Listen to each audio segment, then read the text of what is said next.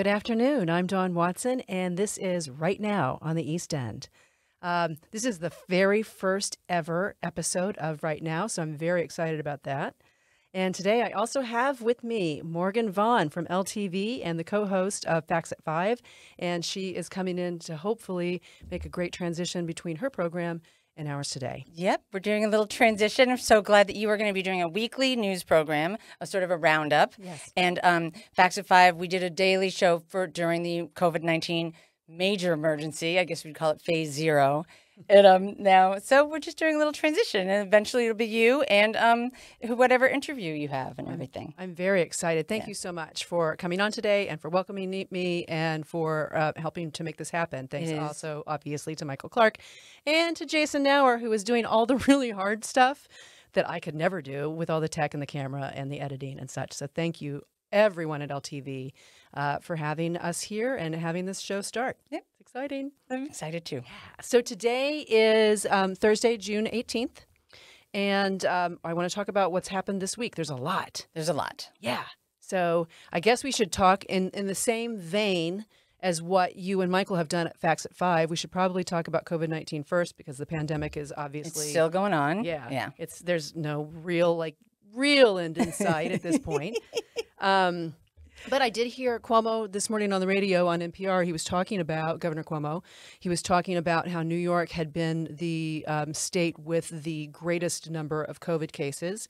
And now we are the state with the best numbers, meaning the best decrease. Right. So that's awesome. The best decrease. Yeah. And that's because of the masks and the social distancing and people maintaining that in other states where they haven't really done that as much. And from what I'm hearing now, and this is unfortunate, but from what I'm hearing and the science is saying is that the masks really do make a difference. Yes. So what's very unfortunate is at the beginning of the pandemic, they told us we didn't need them. Right. And I think there's so much confusion and anger and craziness out there about this, when really it seems to be one of the things that's actually really helping. Right. Well, I think it's funny. I mean, of course, and we're 6 feet apart, by the way. We're 6 feet apart. Yes, exactly. So we're mask free, but we are far apart in a well-ventilated area.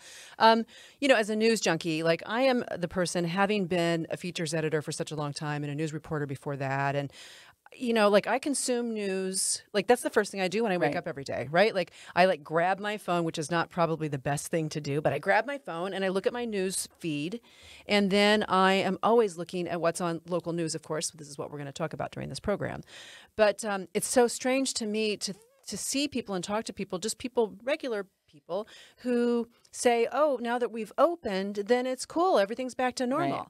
Or they just don't have that information. So I think it's important to keep the information going and to know, yes, we are in phase 2 and phase 3 is in sight, which is fantastic. Phase 3 for New York is supposed to start happening on June 23rd. And what that means, what does that exactly mean? Well, there are different industries that are going to be affected, just like within phase 2. So restaurants could start seating outside, real estate could start happening, shops could do more than curbside pickup, and so you could have a limited number of people in stores. So phase 3 is going to be more about amusement and those kinds of activities. So like the non-essential, but yet essential, right? But yet essential things that we're still missing out on. So we'll have more about that next week, really, because that's going to be where we're ushering in this time. Excellent. Plus, I need to get all my information on that to see exactly what's opening. But yeah, mask up. Let's do it. So New York, as a city, is opening phase 2 on June 22nd. We are opening Long Island, presumably for phase 3 next week. In between that and now, we actually have 2 significant holiday dates coming up, which I forgot about one of them, which is so sad because I'm not a dad, I guess, but Father's Day is Sunday. Father's Day, yeah. Yeah. I think it's different this year than it has been any other year, of course, as Mother's Day was. Right. But still significant. So let's Sunday, Father's Day. Sunday is Father's Day. So Sunday, today is the 18th. So Sunday would be Friday, Saturday, 21st, right? Yes. But in between that and now, of course, we have Juneteenth, right? I'm very excited about Juneteenth. Do you know what that's about? I do. I knew about it a little bit, but because my husband is from Texas. Hey, Tristan. He knew that, he knew all about it because I think it's a state holiday there. And also Juneteenth started in Texas. Right. 2 years after the Emancipation Proclamation was signed by Lincoln, Texas finally, I guess, enacted that. Is that correct? I think that they announced it. Okay. Nobody even knew about it. The enslaved people did not even know. Yeah, obviously this is before, computers and TV and, there was radio, but different. I think I have an actual official definition, which says Juneteenth, which takes place annually on June 19th, which is this Friday, is a widely celebrated holiday that marks the freedom of enslaved Black people in the U.S. It's also called Freedom Day or Jubilee Day, and it's a holiday in 47 states across the country. And we just heard from Governor Cuomo this morning that he is hoping to make this a national or a state holiday in New York. And so is today his last day during the... So today's... Friday. So tomorrow you actually beat Cuomo by a day in saying, hey, we don't need to do this COVID coverage every single day, but we're going to do this, as needed. So, but Cuomo's last daily telecast on COVID-19 is going to be on Friday, which is June 19th. Okay. So, I was hearing all sorts of stuff about all of the Cuomo-sexuals this morning on the radio. I hadn't heard that term. Have you heard this? The what?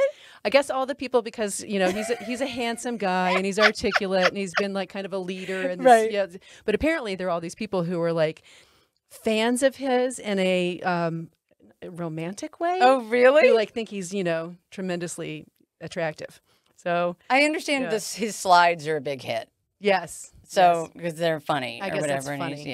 Yeah. And I think it's there's a calming influence there, obviously, and then also having his family on and like his poor daughter. Which, I know. It's like that's she's gonna give him a big Father's Day present, I'm sure. I know, right? Yeah, that's a double-edged sword because it's like thank you, but so anyway. Let's moving on to more stuff about the East End. Okay. So we do know that our cases of COVID-19 have also been down, which is great. And I do know from the numbers this morning, Suffolk County, we currently have confirmed 40,770 cases. And we have 6,004 cases of recovered people. Okay. And we've had a total of 1,958 deaths, which is significantly down day after day after day. Right. So that's something to really So the celebrate. per day people who were dying. And there was one day that nobody died. That was a good day. That's a good day. Yeah. So stay the course. Let's keep masking up. Let's keep washing our hands. Let's keep like 20 seconds, sing happy birthday twice or whatever it is you do. Keep doing that. Or, I have sanitizer in my car, like it's alcohol based. So it's not antibacterial, but actually antiviral, and maintain 6 feet apart. Yep. Yeah. So we're doing it. Keep doing it. We're doing it. Actually, I have to say one more thing about COVID because I know you guys talked about this, but I guess 2 days ago, Governor Cuomo had said this thing about like we're going to shut down the Hamptons. Oh, right. If people don't maintain the social distance. But I did get a letter that Jay Schneiderman, the Southampton town supervisor, sent to Cuomo about this. Oh, really? And he basically was like, hey, that's it. Yeah, it's in this big giant. I have this giant pile of papers. We're going to get to like the first 3 pages, and then we're going to be done. I'm so excited. But Jay Schneiderman sent a letter to Cuomo saying, as supervisor of the largest town in the Hamptons region, I'm aware of your comments on June 14th, where we stated that the Hamptons is not enforcing compliance with the reopening guidance. And he said that is not the case. We are definitely enforcing compliance. And so really kind of tamp down on any sort of misinformation there, which I appreciate. And I'm really glad that there was that communication and it was sent through proper channels because that way, New York's a big state. And we are different than Up Island. Yep. Suffolk is different than Nassau. East Hampton is different than Southampton. I mean, there's so many different things. And so if you're in East Hampton Village and you're coming in, it says, maintain social distancing and wear a mask if you are closer than 6 feet apart. If you're in Sag Harbor, it's like wear a mask all the time when you're on the sidewalk in the village. Wow. In Southampton, it's like wear a mask when you're outside. So there are all these different rules and we just need to know what's going on. Yeah. I've seen people being compliant.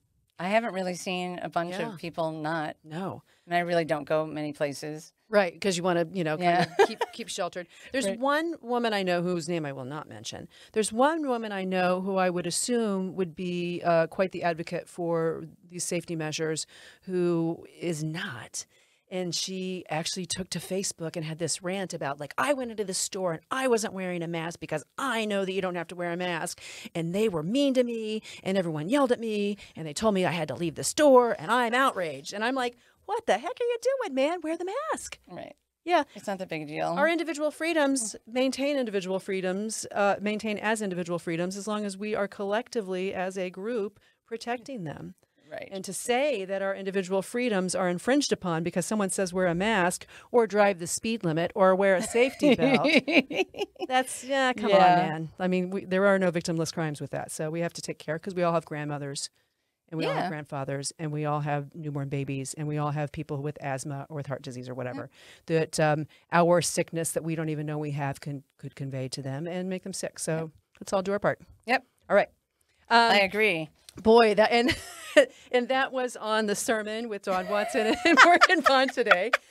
Now we're going to go to the playground, though, because the playgrounds are reopening. Yay! Yeah. That must be a relief. I know. I'm so happy. So all playgrounds and state parks are going to reopen, I think, in Southampton and East Hampton Town starting today.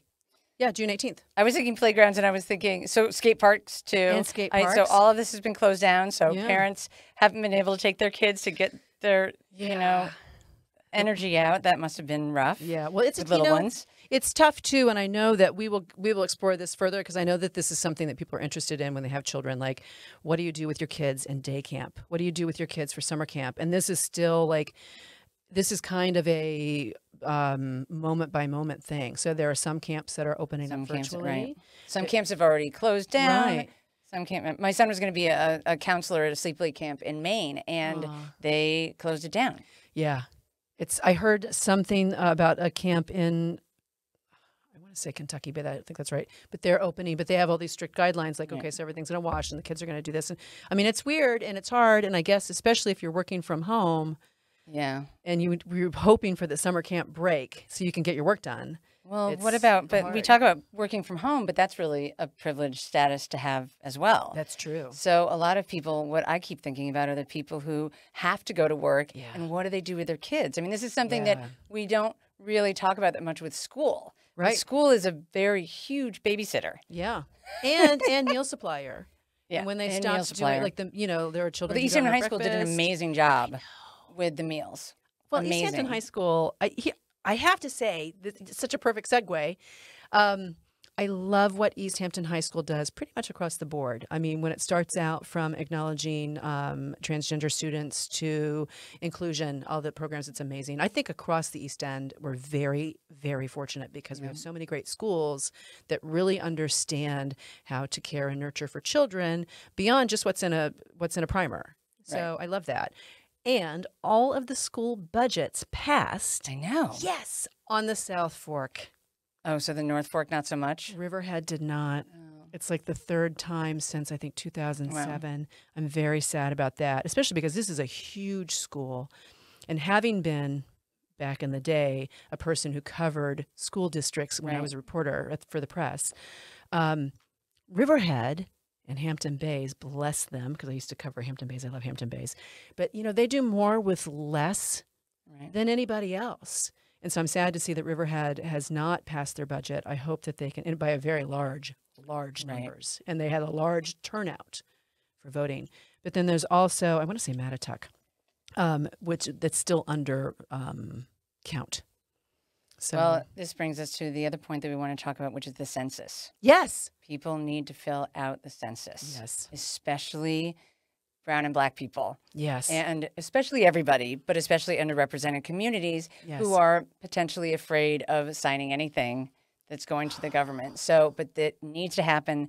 There is a law. You are protected. You can go online, but it needs to happen. Yeah, I know there is there is a cloak of anonymity there, but I understand. I mean, even as a white woman of privilege, I'm like, I don't want to put my name on anything. I don't want anybody to see what I'm doing because it's weird. And there is a rule that nobody can access it for 72 years or something. So you're going to I'll be long dead. However, it still feels weird. But all these communities need to have the census so that we know, so they can get more money. So we can have the resources. Yeah. It's such a catch-22, really. Anyway. Fill out your census. Anyway, yes, fill out your census. And make sure to fill out if you are going to absentee vote. Yes. You have to fill out your paperwork for absentee votes by, goodness, I thought that was my alarm. And I was like, oh, no. You have to fill out your paperwork for that by Wednesday, the 22nd. Okay. Right? So. Yeah, I already did mine. They have to be postmarked by Tuesday, June 23rd and received by the County Board of Elections. It's already 15 minutes. Oh, my gosh. We really did get to page 3. I know. Yikes. You want to do anything real fast? We got the merger. Libraries are doing curbside pickup. Okay. So that's awesome. We have, so let's talk really, really, really fast because this is important. God, there's so much stuff we have to go over. I need to stay here all week. So, yeah, we want to talk about the mergers. Right. Is that, yeah. So, can we turn this off? Yes. I don't even know how to do this. I don't know. First day. Just hit something. Close it. Getting done. Okay, I'm going to close it. Put this on the nice reel for like when we get Emmys one day, right? Good Lord. I think it's interesting, and I think that the East End is known all over the world. I mean, certainly all over New York State as having the biggest and best local news coverage, right? Like, and all the awards, everything. Really, just hyper local, hyper focused. Really knows what's going on. So, WPPB was purchased by WLIW from the radio side, and so they are all one big business with the TV and the radio and all that kind of stuff, and that's great. And PPB, now LIW, is the only NPR station on Long Island. Right. So they have a lot more programming. So that's that's a big benefit.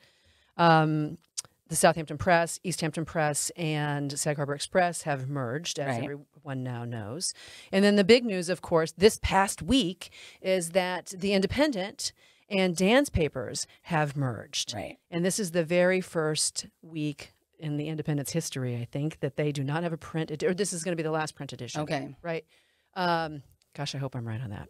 But now they are Dan's Independent. And Indy's still going to be online. Yes. Which their website is really good. I know, and you could always flip through the paper, so I'm wondering how that's going to change, because I would I would actually look at everything up and then flip through the paper and create PDFs for whatever it was I needed. Right. So I'm wondering how that's going to change. I guess I'll see. But the Mackins are still involved, and some of the higher ups. So we'll still have Dan's that'll be on at the store or whatever. Yeah, and I read somewhere, I guess it was a press release, maybe it said that Dan's was more interested. They're going to keep Dan's column, and Dan is going to stay on the masthead, so it's still Dan's in that sense. But they're really trying to move toward more hard-hitting news. Okay. So I think that's a brilliant coup in getting the people from the Indy, because they really know what's going on in the neighborhood. So there's a spread, I think, from hyperlocal to people in New York who want to stay in the know with hyperlocal. Right. And then hopefully once we're done with this darn pandemic, back to the pandemic, then Dan's will be able to do what they have been really, really successful at, in doing events and doing that kind of stuff, so we can all let off a little steam. So speaking of steam, one last thing, then I'm going to be done. If you have anything else you want to say, of course. No. Okay. So we have yet to get this all together yet, because this is the very first day. Pilot episode. But if you have news tips, or if you have something that you want us to mention, and I promise I'll be faster the next time, and we'll be having interviews as well with other people in the last 15 minutes. But if you have news that you want to share, if you think it's important for us to know, you can just email me for now, Dawn M. Watson at live.com. That's Dawn M with the middle initial, Watson at live.com. You can also send tips to LTV the way you've been doing forever. We all can share, because this is what we do as a community. Definitely. We share and take care of one another. You can call me. You can hit up my Facebook page. You can hit up my Insta, whatever. Hit up LTV. But we want to really keep this focused on who we are here and what we are doing right now on the East End.